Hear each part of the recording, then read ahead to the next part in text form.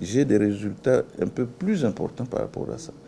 J'ai des résultats un peu plus importants par rapport à ça. On trouve une arme à côté de la victime et la police scientifique, ça je peux vous le dire maintenant, que la balle a été tirée de l'intérieur du véhicule.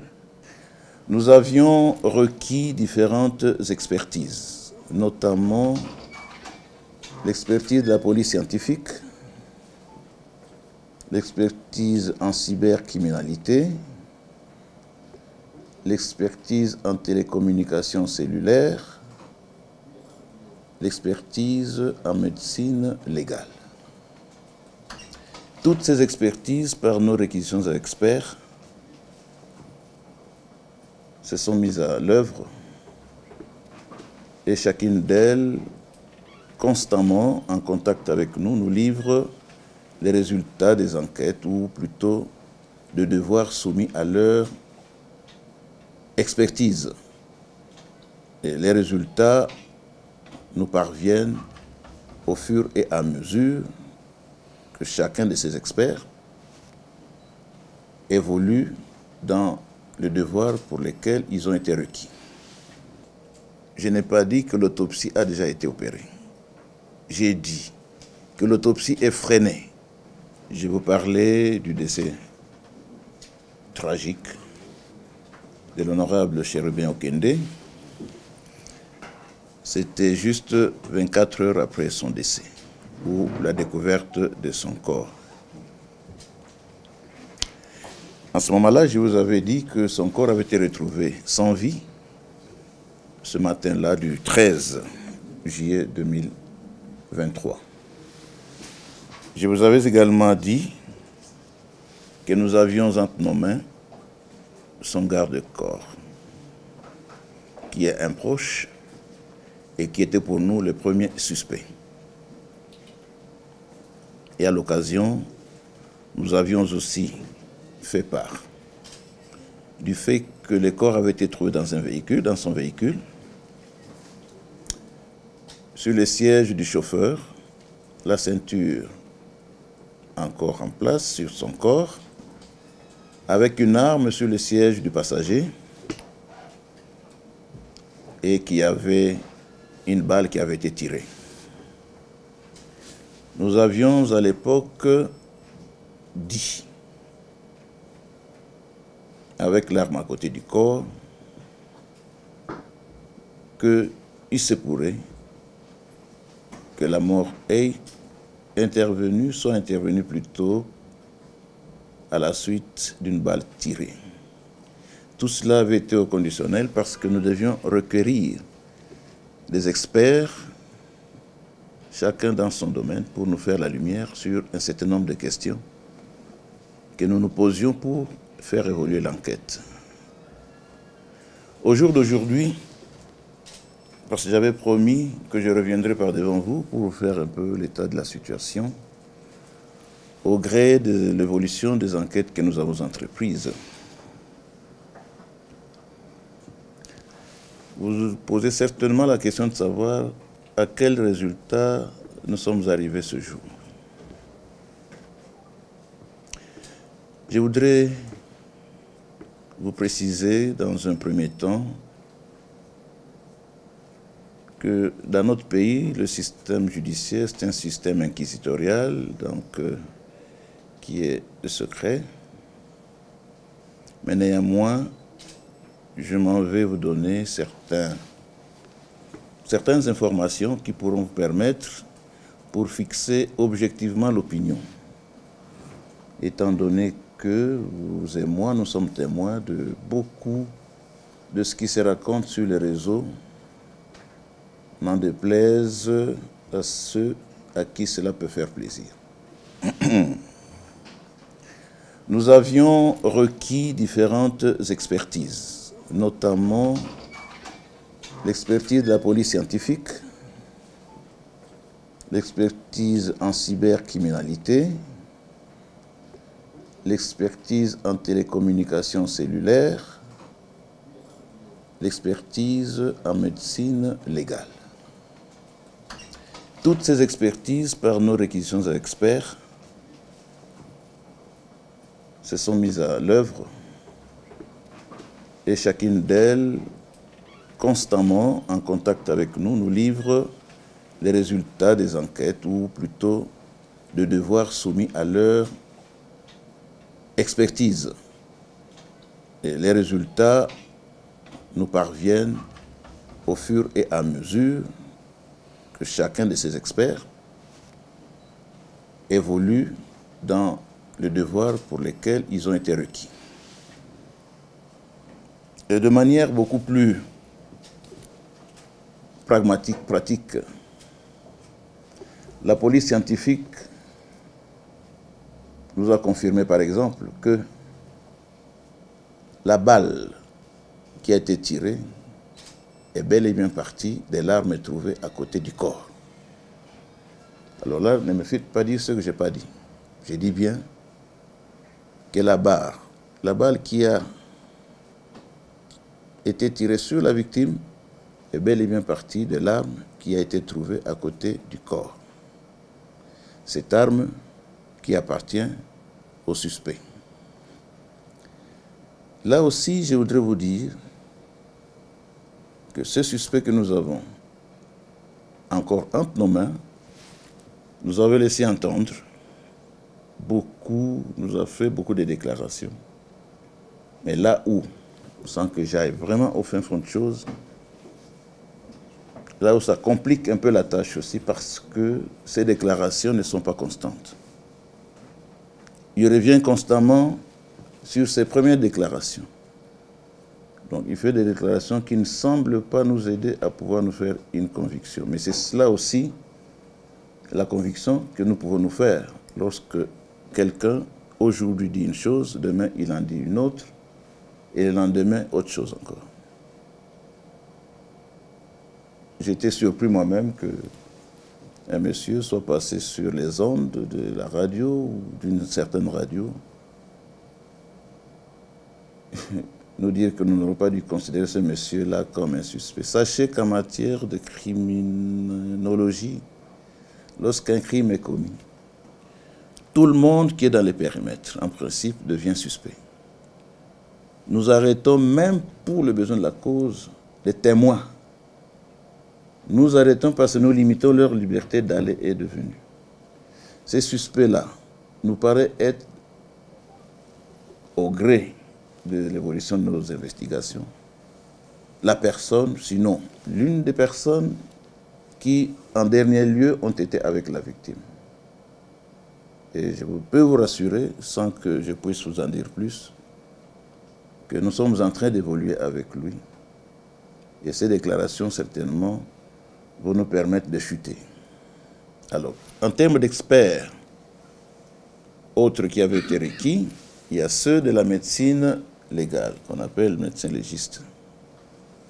La réquisition expert a été faite, mais le devoir requis n'ont pas encore été effectués pour la simple et bonne raison que nous avons besoin des résultats consolidés. Vous savez qu'en matière d'expertise, les résultats peuvent vous être donnés. Aujourd'hui, on peut encore les discuter. Et en ce moment-là, on demande une contre-expertise. Nous voulons être le plus objectif possible. C'est-à-dire quoi? Nous ne manquons pas l'expertise locale. Mais nous voulons de l'expertise qui puisse être aussi un autre son de cloche venant de l'extérieur. Je crois que vous avez eu à écouter ce qui a été les points de vue du gouvernement, mais nous, en tant qu'enquêteurs, institutions judiciaires, nous avons sollicité aussi l'expertise extérieure qui est attendue. Je peux vous confirmer aujourd'hui que je suis en contact avec ceux qui doivent venir de la Belgique. Je suis déjà en contact avec ceux de la MONUSCO, donc la communauté internationale.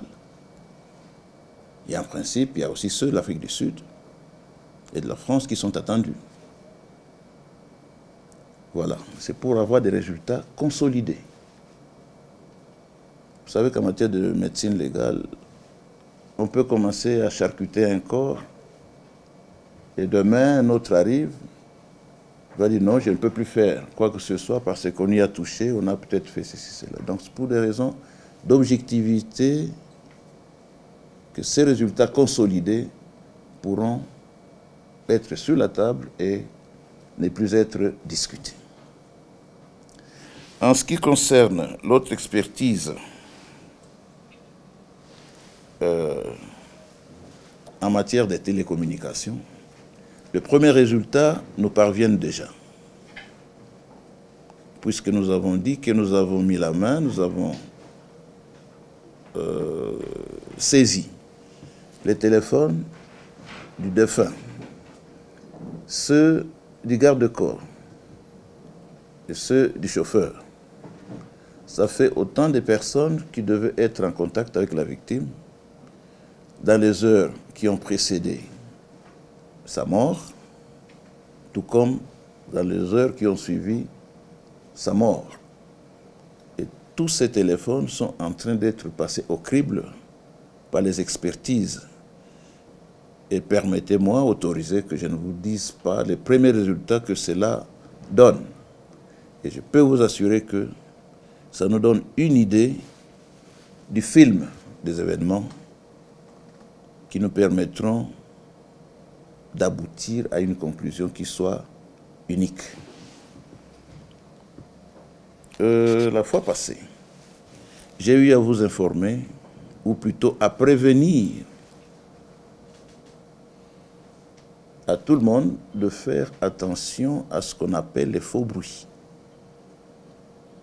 Et j'avais encouragé tout celui qui détiendrait une information qui pouvait nous emmener à voir mieux, à bien circonscrire les faits, de pouvoir les mettre à notre disposition. Mon office, malheureusement, n'a encore enregistré personne. Vous et moi, nous avions sur les réseaux lu, écouté ceux des personnes qui avaient écrit ou qui avaient parlé en étant très affirmatifs. Nous leur avions envoyé plutôt des invitations et jusqu'à ce jour, aucune personne ne se présente. Donc, ils sont attendus parce que ceux que nous avons lus, s'ils pouvaient nous le dire sur procès verbal et consigner avec nous, ça pourrait aussi nous aider à circonscrire le fait et avoir des meilleurs résultats. J'avais mis en garde les colportages de nouvelles. Si vous voulez, bien sûr, chacun est libre, mais lorsque, dans une matière comme celle-ci, où l'opinion est rivée sur une quelconque nouvelle qui vient d'être énoncée, je crois qu'il est suffisamment dangereux que l'on puisse émettre n'importe quelle information sujette à semer la confusion dans la population. C'est là où j'ai mis en garde les propagateurs de faux bruits qui, en droit congolais, constituent une infraction punissable. Et alors j'encourage encore ceux qui détiendraient des informations de nature à nous aider à évoluer dans les enquêtes, ils sont les bienvenus. Je crois qu'avec ça, nous aurons, avec vous, à regarder dans la même direction, celle de la vérité, de trouver, de pouvoir arriver au criminel véritable et pour que le droit puisse être dit. Voilà, mesdames et messieurs de la presse, ce que je pouvais encore vous dire aujourd'hui, 6 jours après que les événements du décès de M. l'honorable député Chérubin Okende nous soient parvenus. S'il y a une question ou deux, je vais tolérer. Moi, je vous faisais une communication pour pouvoir vous dire où en sommes-nous par rapport à l'avancée des enquêtes. Je n'ai pas été affirmatif. Je n'ai pas dit que l'autopsie a déjà été opérée. J'ai dit que l'autopsie est freinée.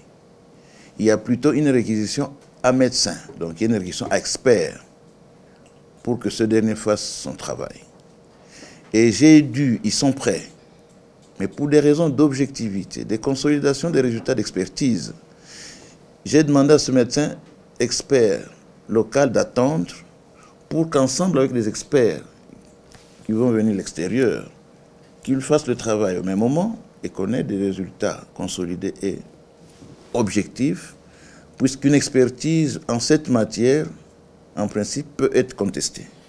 Mais lorsque elle est contestée et qu'on a déjà procédé à l'autopsie, vous pensez bien que le deuxième ne pourrait pas avoir les mêmes résultats. Parce que, bon, pour ceux qui se connaissent un peu, ce n'est pas la même chose en d'autres matières ici. On est en autopsie, quand on doit aller dans les corps, tirer ceci, tirer cela, injecter peut-être tel produit, tel autre. Donc on s'expose à ce que peut-être le deuxième qui aurait à faire le même travail ne puisse pas, même pas accepter peut-être, pour ce qu'il dirait non, non, on a déjà touché au corps. Donc le corps est intact et avec ce que nous sommes proposés de faire, nous attendons l'expertise extérieure pour que le travail se fasse au même moment. Et cela est imminent. Voilà. Donc là, je ne peux pas donner les résultats. Par rapport à messieurs de Moulegua, c'est ça, les RFI, les appels pressants pour entendre les juges de la Cour constitutionnelle, je ne sais pas. Je crois que le premier jour, il avait été dit qu'il n'a jamais rencontré les juges. Il a été dit que le garde des corps était allé récupérer, ou plutôt était allé déposer à 16 h. Il a été reçu à 16 h 2 minutes par un secrétaire du cabinet du juge. Il a reçu pour recevoir de lui la réponse émanant de feu Chérubin Okende. Ce monsieur-là, rassurez-vous, a été entendu pour confirmer que c'est à 16 h 2 minutes que ce garde des corps s'est présenté par devant lui pour remettre la réponse du feu Chérubin Okende. Et le garde des corps, là, je peux encore le dire, qui a été interrogé, a confirmé l'avoir trouvé. Et que c'était à cette heure-là qu'effectivement, qu'il avait déposé la réponse de feu Chérubin Okende. Voilà, donc c'est, je crois, avoir répondu. Il y avait encore une autre préoccupation? C'était par rapport au chauffeur. Voilà, s'il y avait un deuxième suspect, je voudrais vous dire, il y a plusieurs personnes qui sont interpellées. Plusieurs personnes qui sont interpellées, dont le chauffeur. Ça, je peux vous le dire. Puisque il vous souviendra, si je ne l'avais peut-être pas dit, les chauffeurs qui étaient à la maison n'étaient pas sortis ce jour-là avec la victime, ayant été envoyés par la victime à d'autres courses, à l'IPN. Donc, mais ces téléphones ont été récupérés et il répond par rapport aux investigations qui sont interpellées. Donc, il est à notre disposition, ces chauffeurs-là. Il y a d'autres personnes donc, qui sont entendues. Nous confrontons déjà ceux qui sont entre nos mains dans leurs déclarations, qui, comme je vous l'ai dit, quand ça diverge, ça complique encore davantage la tâche. Et si je peux vous dire, confirmer que c'est ça. Et c'est entre ceux-là qui sont suspects, n'en déplaise à ceux qui ont une thèse contraire. Vous n'avez jamais, parce que le monsieur a dit, non, voilà, un proche, oui c'est un proche, ou un garde de corps serait un proche, comment est-ce qu'on peut le considérer comme un suspect? Je ne sais pas si on n'a jamais entendu parler, un père tuer son fils, ou le contraire, ou un cousin tuer, je ne sais pas. Donc parfois quand on n'a pas la culture judiciaire, pour certains qui se disent avocats, mais il leur manque quand même la touche judiciaire qui se taise, au lieu de commencer à lancer, c'est ça que j'appelle des faux bruits, des fausses analyses. La dernière question. Stanley Boujakera, Jeune Afrique, vous dites tout à l'heure que pas d'autopsie jusque-là, mais sur base de quoi, lors du précédent point de presse, vous avez déclaré que Chérubin Okende a été tué par une balle, tirée de l'arme qui a été trouvée. Et à quel moment on peut dire que la justice a constaté qu'il était mort. Est-ce que quand il a reçu la balle, l'autopsie n'est pas faite, mais sur base de quoi on dit qu'il est mort là, d'une balle. Voilà. Là aussi, je crois, si vous avez tous les films de ce que j'avais dit, je n'ai jamais été affirmatif. J'avais dit, et je le redis aujourd'hui, qu'il avait été trouvé. J'ai donné les constats qui avaient été faits. M. Chéribin Okende avait été trouvé dans son véhicule, les moteurs encore en marche, la climatisation allumée, la ceinture de sécurité en place sur son corps, avec une arme à côté de lui, donc du siège du chauffeur, et avec une balle qui lui avait traversé la tête. J'ai parlé conditionnel, probablement, ou dans ce fait-là, c'est ça. Donc il y a une arme, il y a une balle, probablement. Alors ici, je précise bien. L'autopsie devra déterminer, n'est-ce pas, si la mort est venue par balle. L'autopsie devra déterminer dans quel état se trouvait la victime si la mort n'est pas venue par balle. Ce sont autant de questions. L'autopsie est cruciale. Les résultats sont vraiment attendus pour nous donner la certitude de ce que vous affirmez aujourd'hui que je ne crois pas avoir dit. Et je voudrais ajouter ceci. Dans le cadre de parler au conditionnel, n'est-ce pas? Quand vous dites à quel moment la mort est intervenue, donc vous êtes en train de creuser là où la réponse se trouve déjà.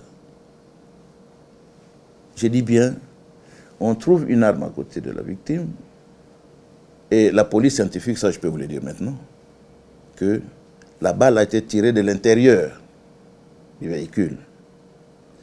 Est-ce que la cause de la mort vient de la balle tirée sur lui? Dans quel état s'est trouvée la victime si ce n'est pas par balle au moment où cela a été fait? J'ai des résultats un peu plus importants par rapport à ça. Je ne peux pas livrer pour le moment, mais l'autopsie dont le résultat est attendu pourra mettre, je crois, un terme à ça par rapport à votre question, un rapport qui sera couché dans le dossier qui pourrait être envoyé.